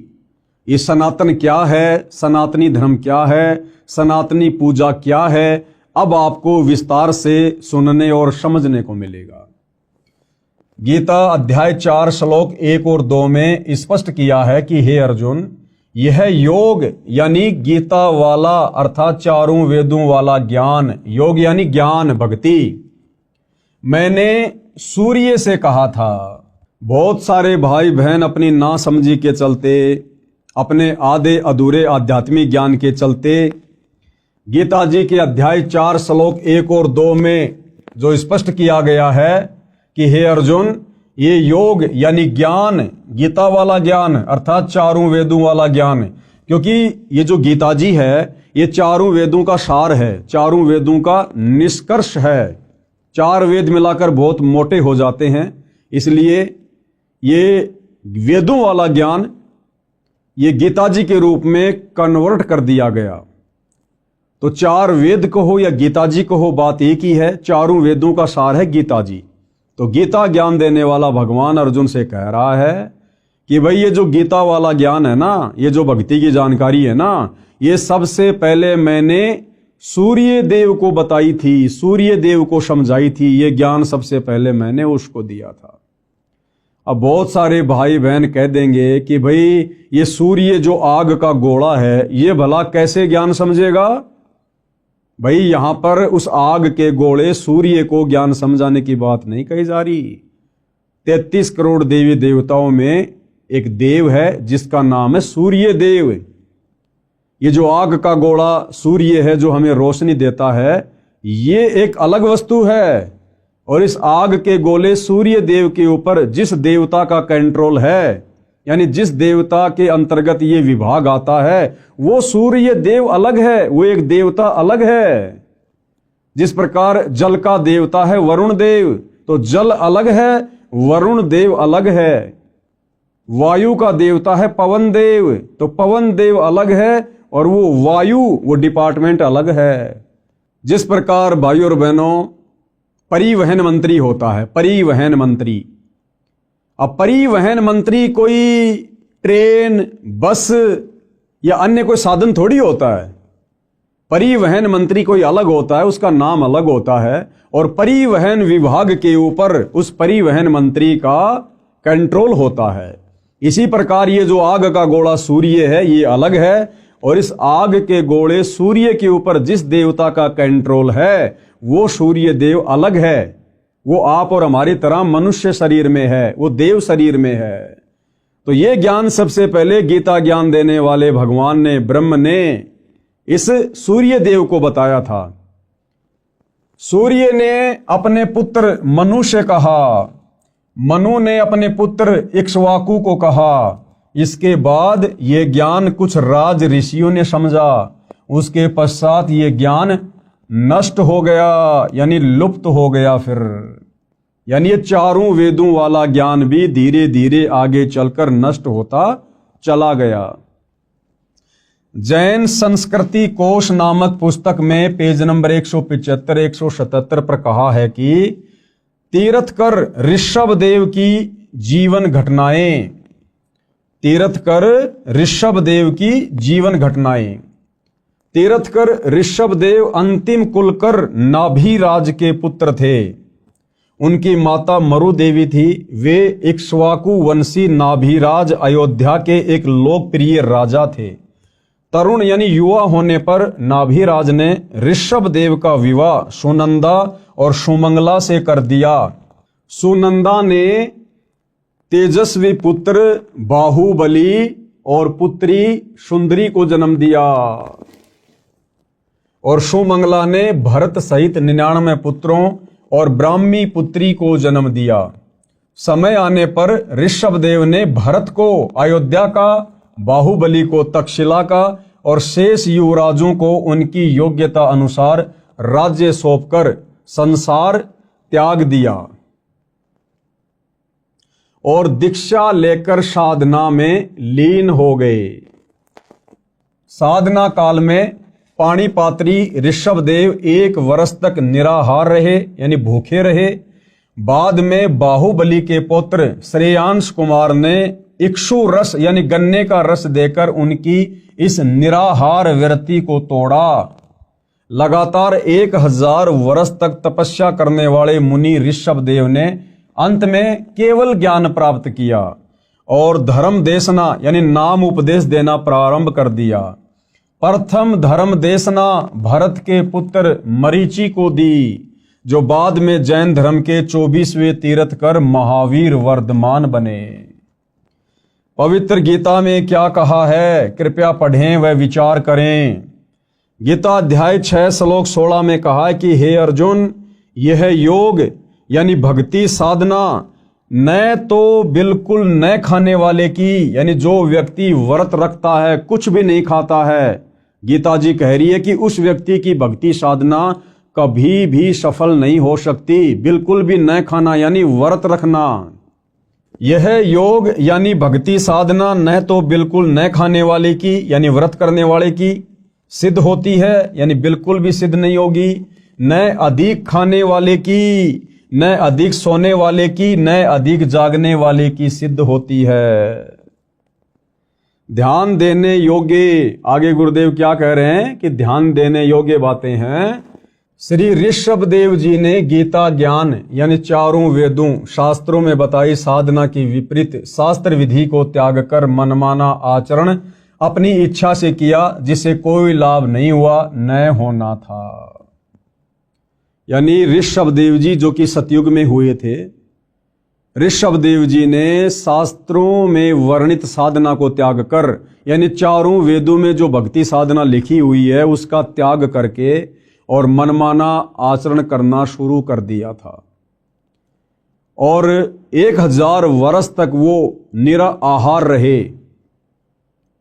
और उसके बाद जब उन्होंने सबसे पहले नाम उपदेश देना शुरू किया तो सबसे पहला उपदेश ऋषभ देव जी ने अपने पोते मारीच को दिया, मारीची को दिया। और वही मारीची वाली आत्मा आगे चलकर जैन धर्म में 24वें तीर्थ कर महावीर स्वामी कहलाए। तो विचार करो भाई और बहनों, जब सतयुग में ऋषभ देव जी शास्त्र विधि को त्याग कर मनमाना आचरण करना शुरू कर चुके थे, तो उनसे उपदेश प्राप्त मारीची वाली आत्मा जो आगे चलकर जैन धर्म में 24वें तीर्थकर बने महावीर स्वामी, भला उनके पास में वेदों वाली साधना कहां से होगी। और जैन धर्म की पुस्तक है आओ जैन धर्म को जाने, उस पुस्तक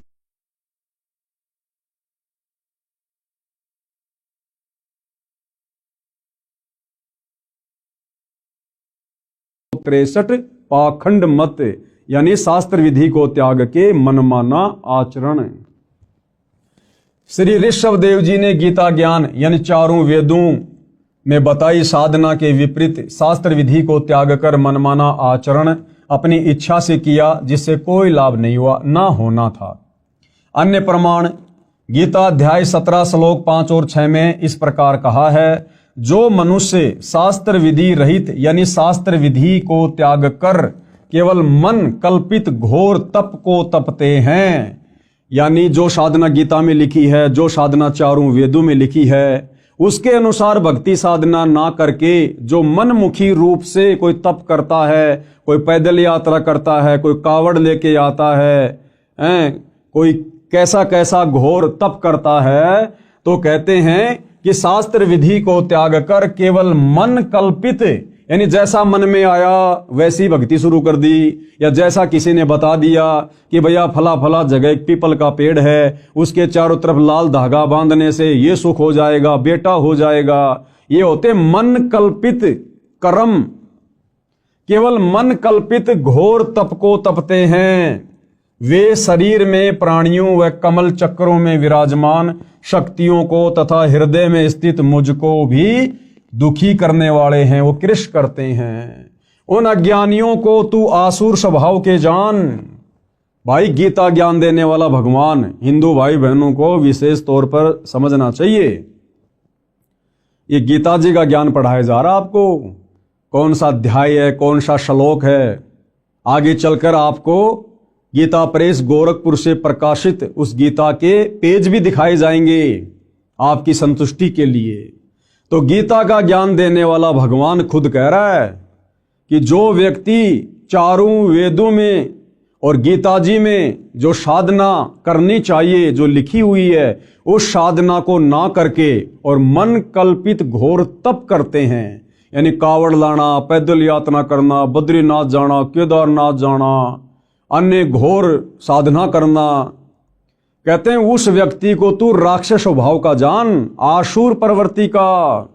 और गीता ज्ञान देने वाला कह रहा है कि ऐसे प्राणी इस मनुष्य शरीर में विराजमान कमल दल में देवी देवताओं को भी दुखी करते हैं। और गीता ज्ञान दाता कहता कि ऐसे आसुर स्वभाव वाले प्राणी मुझको भी दुखी करते हैं, और ऐसे व्यक्तियों को तो शरीर छोड़ने के बाद में मैं घोर नरक में डालता हूं, नरक में। गीता अध्याय 17 श्लोक 5 और 6 में इस प्रकार कहा है, जो मनुष्य शास्त्र विधि रहित यानी शास्त्र विधि को त्याग कर केवल मन कल्पित घोर तप को तपते हैं, वे शरीर में प्राणियों व कमल चक्रों में विराजमान शक्तियों को तथा हृदय में स्थित मुझको भी दुखी करने वाले हैं, वो कृष करने वाले हैं। उन अज्ञानियों को तू आसुर स्वभाव के जान, यानी राक्षस प्रवृत्ति वाला जान उनको। उपरोक्त गीता शास्त्र के उल्लेख से स्पष्ट हो जाता है कि इक्ष्वाकु वंशी नाभिराज तक यानी सत्य युग में लगभग 1 लाख वर्ष तक वेदों यानी गीता वाले ज्ञान अनुसार पूजा की जाती थी। यानी सतयुग में जिस समय अयोध्या के राजा नाभिराज थे, उस समय शास्त्रों के अनुसार साधना की जाती थी। लेकिन नाभिराज के बाद जब अयोध्या के राजा ऋषभ देव जी बने, तो ऋषभ देव जी ने ये चारों वेदों वाली साधना को त्याग दिया था और मनमाना आचरण करना शुरू कर दिया था। उपरोक्त गीता शास्त्र के उल्लेख से स्पष्ट हो जाता है कि इक्ष्वाकु वंशी नाभिराज तक यानी सतयुग में लगभग 1,00,000 वर्ष तक वेदों यानी गीता वाले ज्ञान अनुसार पूजा की जाती थी। उसके पुत्र ऋषभदेव जी से यानी नाभिराज के पुत्र ऋषभदेव जी से शास्त्र विधि त्याग कर मनमाना आचरण प्रारंभ हुआ।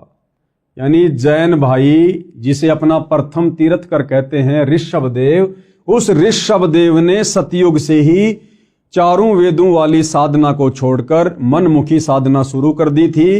तो गुरुदेव भगवान का कहने का मतलब है कि जब तुम्हारे प्रथम तीर्थकर ऋषभदेव ने सतयुग में ही मनमाना आचरण करना शुरू कर दिया था, जिस भक्ति के करने से ना सिद्धि मिलती है, ना रिद्धि मिलती है, ना सुख होता है, ना मोक्ष होता है, तो वर्तमान के जैन भाई महावीर स्वामी को अपना परमात्मा मानकर, भगवान मानकर जो साधना कर रहे हैं, उस साधना से तो जैन समाज के भाई बंधु लाख जन्म भी सुख और मोक्ष प्राप्त नहीं कर सकते।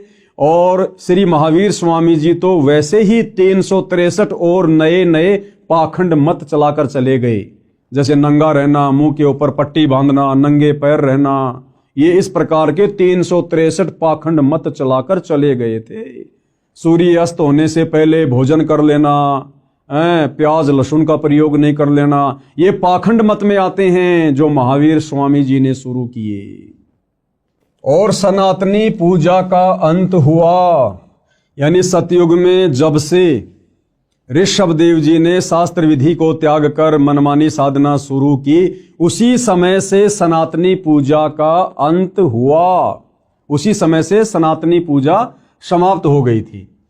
श्री ऋषभदेव जी की पूजा यानी घोर तप करना वेदों के अनुसार साधना नहीं है, इसलिए ऋषभदेव जी की भक्ति शास्त्र विधि त्याग कर मनमाना आचरण था, जिससे उनका जीवन नष्ट हो गया था। यानी ऋषभदेव जी 84 लाख योनियों में चले गए फिर गधे कुत्ते सुअर बनने के लिए, उनका मोक्ष नहीं हुआ।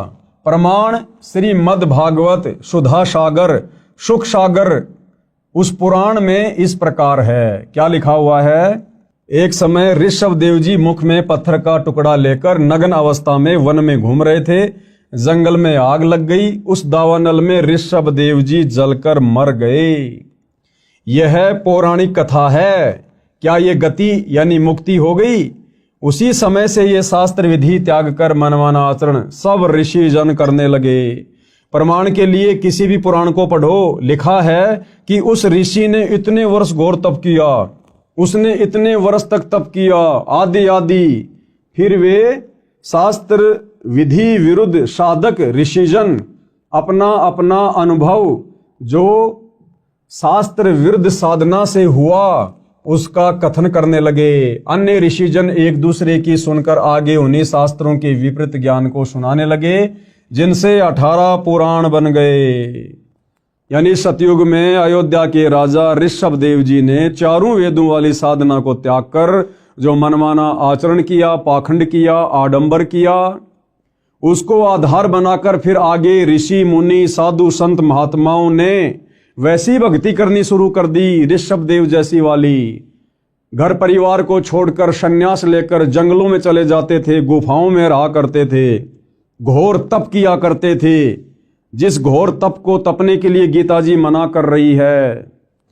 और आगे चलकर उन साधु संत महात्माओं को समाधि अवस्था में जैसा भी अनुभव प्राप्त हुआ, ये काल ऐसे सबको भ्रमित रखता है। और जैसा भी उनको अपनी भक्ति साधना से तप करने से जो भी अनुभव प्राप्त हुआ, उस अनुभव को आगे चलकर उन साधु संत महात्माओं ने आम व्यक्तियों के लिए पुस्तकों के रूप में लिखना शुरू कर दिया, जिससे 18 पुराणों की रचना हुई, 18 पुराण बने। और वही 18 पुराण आज हम हिंदू समाज के भाई बहन पढ़ रहे हैं, जिन पुराणों में गीता और वेदों के अनुसार शास्त्र अनुकूल साधना नहीं है। 90% ज्ञान इन 18 पुराणों में उन साधु संत महात्माओं का जो उन्होंने मनमाना आचरण किया, जैसा उनको अनुभव हुआ, केवल वही वर्णित है जो हमारे किसी काम का नहीं है। यानी इन 18 पुराणों में जो ज्ञान गीता और चारों वेदों से मिलता है वो सत्य है। इसके अलावा उनका जो अपना पर्सनल भक्ति अनुभव है वो हमने स्वीकार नहीं करना है। वो शास्त्र विधि को त्याग कर मनमाना आचरण है, मनमाना ज्ञान है, जिससे हमारी मुक्ति संभव नहीं है। पुराण ऋषियों के अनुभव की देन है। ये पुराण क्या है? ऋषियों के अनुभव की देन है, जिनमें सारा का सारा ज्ञान वेदों व गीता के विपरीत है। श्री ब्रह्मा जी, श्री विष्णु जी तथा श्री शंकर जी ने भी घोर तप किया, जो गीता शास्त्र के विपरीत मनमानी साधना है। अब बताओ भाई और बहनों, इसलिए सतगुरु रामपाल जी कहते हैं कि ब्रह्मा विष्णु महेश को भी संपूर्ण आध्यात्मिक ज्ञान नहीं है। ब्रह्मा विष्णु महेश भी 184 योनियों में जाते हैं, अपने कर्म का भोग भोगते हैं। इनके पास भी मुक्ति का साधन नहीं है। क्यों? क्योंकि ब्रह्मा विष्णु महेश भी शास्त्रों के विरुद्ध साधना करते हैं। इस कारण से भाई और बहनों, उस परम पिता परमेश्वर को, परम अक्षर ब्रह्म को, सत्य पुरुष को, कबीर देव को सत्य साधना बताने के लिए इस पृथ्वी पर स्वयं ही मनुष्य रूप में, मनुष्य के बच्चे के रूप में प्रकट होकर आना पड़ता है, ये ज्ञान आप और हमारे तक पहुंचाने के लिए। और हम उनके द्वारा बताए गए सूक्ष्म ज्ञान को इतना जल्दी स्वीकार नहीं करते हैं। क्यों?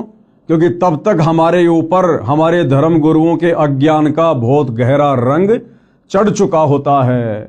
हम केवल उन ऋषि मुनियों के द्वारा लिखे गए पुराणों वाले ज्ञान को ही सत्य ज्ञान मानकर साधना में लगे हुए होते हैं, जिस कारण से वो सत्य ज्ञान हमें सत्य प्रतीत नहीं होता है। वर्तमान में सनातन धर्म का नाम वैदिक धर्म तथा हिंदू धर्म भी प्रचलित है। यानी सनातन धर्म को ही वैदिक धर्म कहते हैं और हिंदू धर्म भी उसी को कहा जाता है। आदि शंकराचार्य जी ने देवी देवताओं की पूजा का विधान बताया और पुराणों के ज्ञान को सनातन धर्म यानी हिंदू धर्म में दृढ़ता के साथ प्रवेश कर दिया। ये जो हिंदू धर्म है, इसकी शुरुआत आदि शंकराचार्य जी से हुई।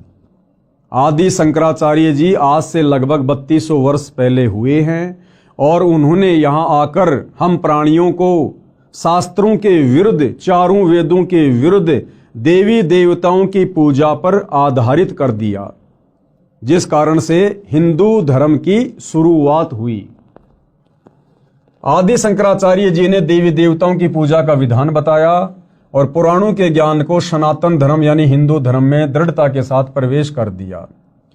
गीता अध्याय 4 श्लोक 1 और 2 को फिर पढ़ते हैं, जिनमें गीता ज्ञानदाता ने अर्जुन से कहा है कि मैंने इस योग यानी गीता वाले वेद ज्ञान को, क्योंकि श्रीमद् भगवत गीता चारों वेदों का सार है यानी संक्षिप्त रूप है, इस तथ्य को पूरा हिंदू समाज मानता है। तो गीता ज्ञानदाता ने क्या कहा कि ये गीता वाला ज्ञान, चारों वेदों वाला ज्ञान सबसे पहले मैंने किसको कहा? सूर्य से कहा था।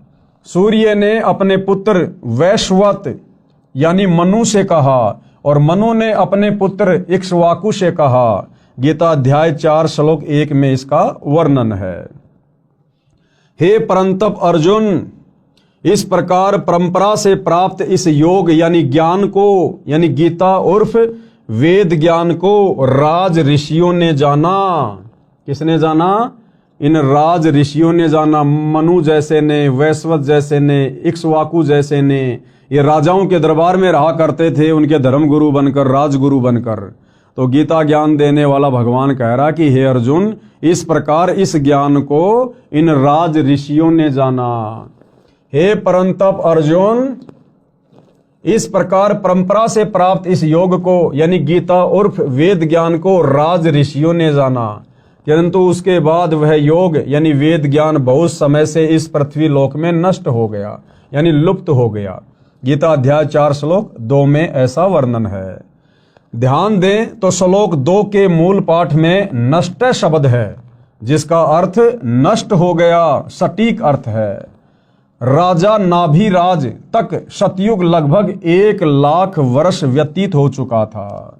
यानी जिस समय सतयुग की शुरुआत में राजा नाभिराज अयोध्या के राजा थे, वो लगभग 1,00,000 वर्ष तक अयोध्या के राजा रहे।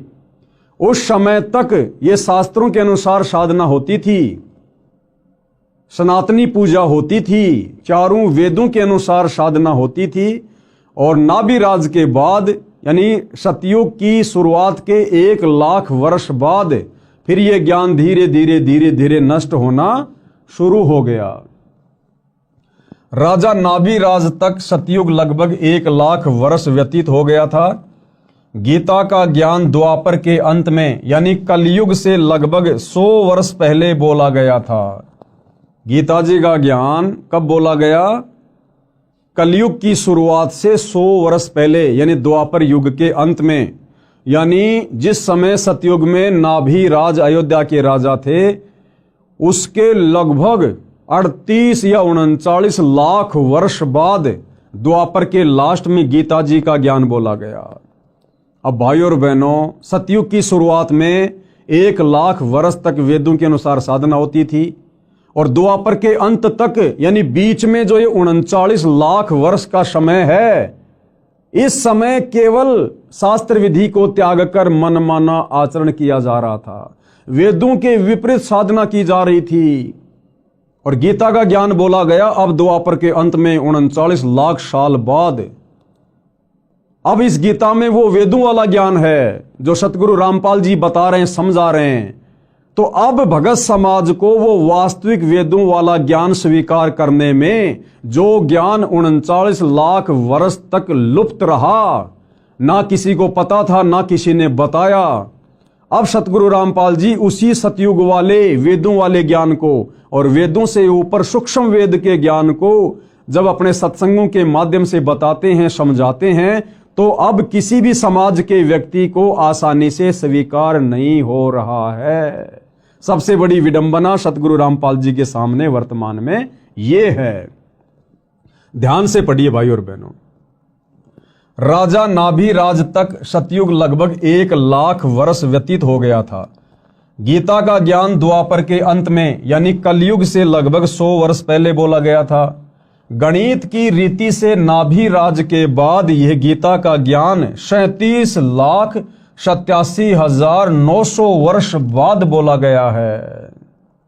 इस दौरान सब ऋषियों ने वेदों के विपरीत साधना की, यानी 37,87,900 वर्ष तक ये जितने भी साधु संत महात्मा ऋषि जिनके बड़े बड़े हम नाम सुनते हैं, विश्वामित्र जी, वेद व्यास जी, पाराशर ऋषि जी, दुर्वासा ऋषि जी, इन्होंने वेदों के विरुद्ध साधना की, तपस्याएं की, वेद विरुद्ध ज्ञान पर इन्होंने दुनिया को लगाया।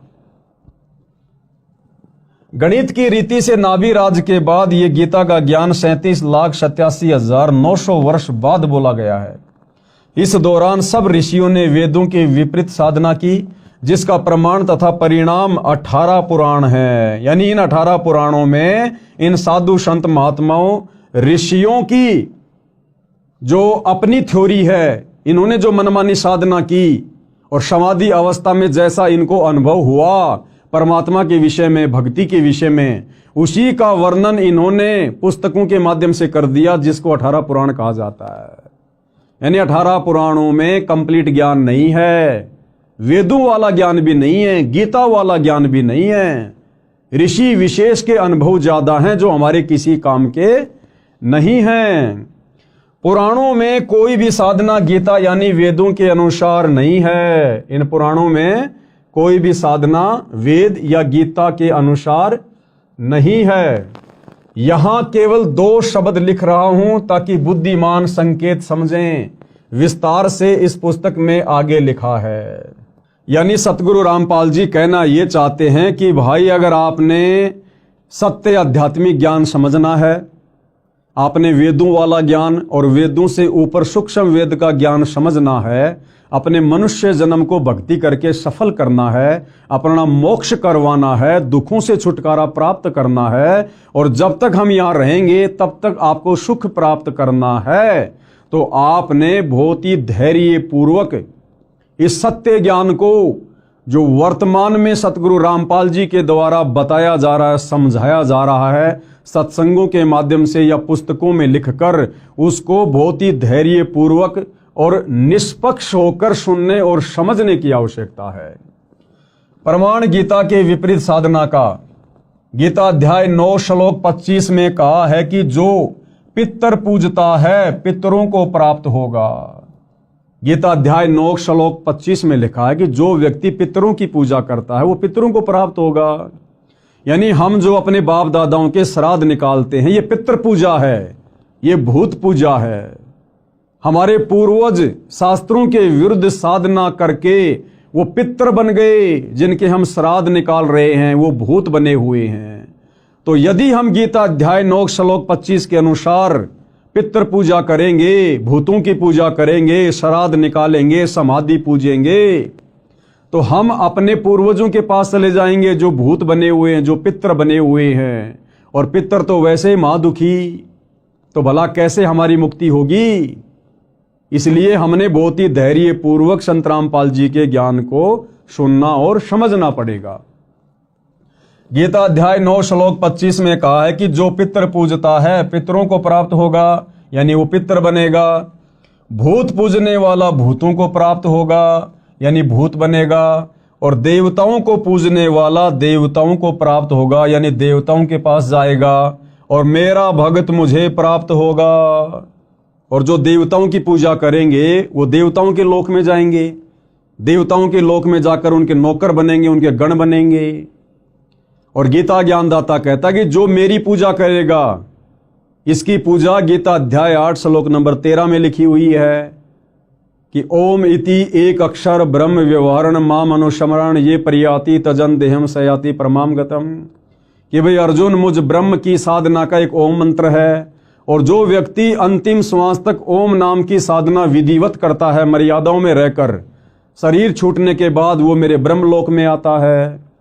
और गीता अध्याय 8 श्लोक नंबर 16 में ब्रह्म कह रहा है कि मेरे लोक में आने वाला भी वापस नीचे जाता है, नरक भोगता है, 84 में जाता है।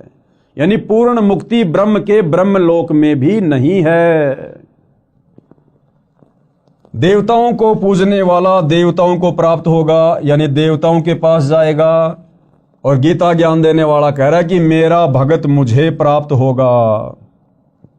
यदि पवित्र हिंदू धर्म की पूजाओं पर दृष्टि दौड़ाई जाए, यानी वर्तमान में हिंदू समाज जो भक्ति साधना कर रहा है, हमारे ये जितने भी धर्म गुरु हैं, शंकराचार्यों से लेकर छोटे मोटे संत महंत मंडलेश्वर, ये जो साधना हमसे करवा रहे हैं, तो पता चलता है कि लगभग पूरा हिंदू समाज पितृ पूजा, भूत पूजा, देवी देवताओं की पूजा करता है, जो शास्त्र विधि त्याग कर मनमाना आचरण होने से गीता अध्याय 16 श्लोक 23 के अनुसार व्यर्थ प्रयत्न है।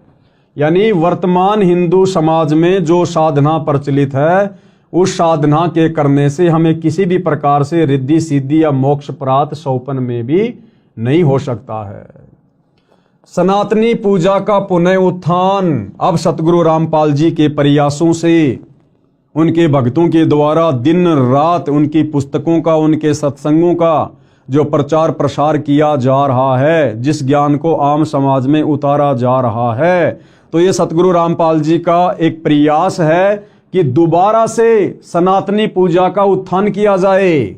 यानी दोबारा से लोगों को वेदों की ओर लेकर जाया जाए।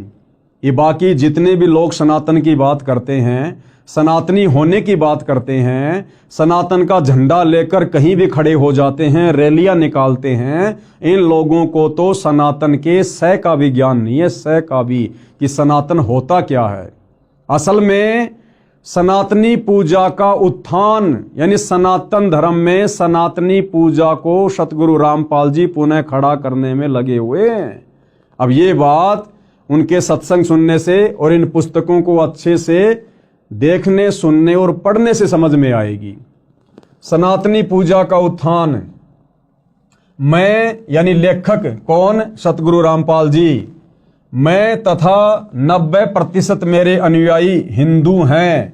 हमने शास्त्र विधि रहित साधना त्याग दी, यानी जो साधना शास्त्रों में नहीं है, वेदों में नहीं है, जिस भक्ति के करने का विधान शास्त्रों में नहीं है, ना गीता में ना वेदों में, जैसे राधे राधे श्याम मिला दे, ओम नमो भागवते वासुदेवाय नमः, ये व्रत रखना, पितर पूजना, श्राद्ध निकालना, समाधि पूजना, कावड़ लेके आना, पैदल यात्रा करना, मंदिरों को पूजना, मस्जिदों को पूजना, इस प्रकार की जो साधना है वो सतगुरु रामपाल जी के पंथ में उनका कोई भी अनुयायी नहीं करता है, क्योंकि ये सभी प्रकार की पूजा साधना शास्त्र विधि को त्याग कर मनमाना आचरण है। मैं यानी सतगुरु रामपाल जी तथा 90% मेरे अनुयायी हिंदू हैं। हमने शास्त्र विधि रहित साधना त्याग दी है, शास्त्रों को अच्छी तरह पढ़ा व समझा है, उसके पश्चात शास्त्रोक्त साधना प्रारंभ की है। कि हम लोगों ने ये देखा देखी में भक्ति शुरू नहीं की है। हम सतगुरु रामपाल जी के जितने भी फॉलोवर हैं, हम लोग कोई अनपढ़ गवार मूर्ख नहीं है, बहुत अच्छे पढ़े पढ़े लोग हैं। और हमने ये भक्ति साधना सतगुरु रामपाल जी से आंख बंद करके स्वीकार नहीं की है। सतगुरु रामपाल जी ने प्रोजेक्टर पर, टीवी चैनलों पर सौ प्रमाण दिए हैं, गीता से, वेद से, कुरान से, पुराण से, सभी धर्म ग्रंथों से, और साबित किया है कि जो साधना वर्तमान में उनके पास है वो पृथ्वी पर किसी अन्य साधु संत महात्मा के पास नहीं है। इसलिए हम लोगों ने अपनी आंखों से सौ प्रमाण देखकर सतगुरु रामपाल जी की शास्त्र अनुकूल सत्य साधना ग्रहण की है, जो कि सर्व शास्त्रों से प्रमाणित है। वह इस प्रकार है। गीता अध्याय 4 श्लोक 34 को भी पढ़ें, जिसमें कहा है कि उस ज्ञान को, सूक्ष्म वेद वाले ज्ञान को तू तत्वदर्शी संतों के पास जाकर प्राप्त कर। अब देखो भाइयों और बहनों, गीता का ज्ञान देने वाला भगवान, आप चाहे उसको श्री कृष्ण कहो, चाहे उसको ब्रह्म कहो, गीता अध्याय 4 श्लोक 34 में क्या कह रहा है, जिसमें कहा है कि उस ज्ञान को, कौन से ज्ञान को, सूक्ष्म वेद वाले ज्ञान को, चारों वेदों का जो पिता है, 5वां वेद सूक्ष्म वेद, गीता ज्ञान देने वाला भगवान कह रहा कि हे अर्जुन, उस सूक्ष्म वेद वाले ज्ञान को तू तत्वदर्शी संतों के पास जाकर प्राप्त कर। अब विचार करो भाई और बहनों, जब गीता का ज्ञान देने वाला भगवान अपने हाथ खड़े कर रहा है कि हे अर्जुन, उस सूक्ष्म वेद वाले ज्ञान को, उस तत्व ज्ञान को, जिससे पूर्ण मुक्ति होगी, पूर्ण मोक्ष होगा, कभी 84 में नहीं जाना पड़ेगा, उस ज्ञान को अर्जुन तू किसी तत्वदर्शी संतों के पास जाकर समझ। यानी वो वास्तविक ज्ञान, सूक्ष्म वेद वाला ज्ञान, मुक्ति का ज्ञान गीता ज्ञान देने वाले भगवान के पास भी नहीं है। अन्यथा उस ज्ञान की प्राप्ति के लिए अर्जुन को तत्वदर्शी संतों की शरण में जाने को नहीं बोलता। अगर गीता ज्ञानदाता के पास वो ज्ञान होता, अगर गीता ज्ञान देने वाला भगवान तत्वदर्शी होता, तो कह देता कि अर्जुन ले बैठ सामने, मैं तेरे को सत्संग करके सुनाता हूं वो ज्ञान। लेकिन गीता ज्ञानदाता ने स्पष्ट कर दिया कि भाई वो ज्ञान मेरे पास भी नहीं है जिससे पूर्ण मोक्ष हो जाए, पूर्ण मुक्ति हो जाए, जन्म मरण सदा के लिए समाप्त हो जाए, ये जीवात्मा मुक्त होकर सनातन परम धाम सतलोक में चली जाए। कहते हैं उसके लिए तू किसी तत्वदर्शी संत के पास जा।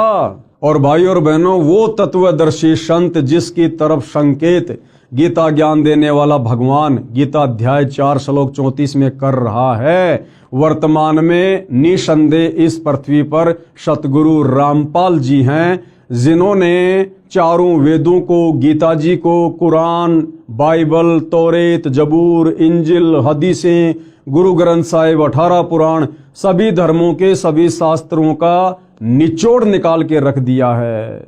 जो निचोड़, जो निष्कर्ष हमारे धर्म के धर्म गुरु लाखों वर्षों से नहीं निकाल पाए, समाज को नहीं दे पाए, वो निष्कर्ष अध्यात्म का, भक्ति का इन्हीं धर्मशास्त्रों से सतगुरु रामपाल जी ने निकाल कर अपने सत्संगों में डाल दिया है, अपनी पुस्तकों में लिख दिया है। अब यदि आवश्यकता है तो उनके सत्संग सुनने की, उनके कर कमल से लिखित पुस्तकों को धैर्यपूर्वक पढ़ने की।